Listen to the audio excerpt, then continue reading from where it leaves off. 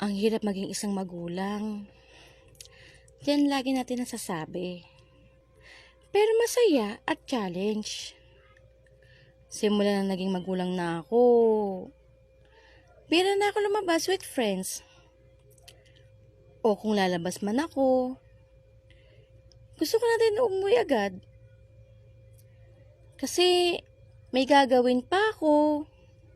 Sabi nila, bigger na anak ko. Hayaan ko na daw. Oo naman, ginagawa ko din yun. Para matuto mag-isa o maging responsable.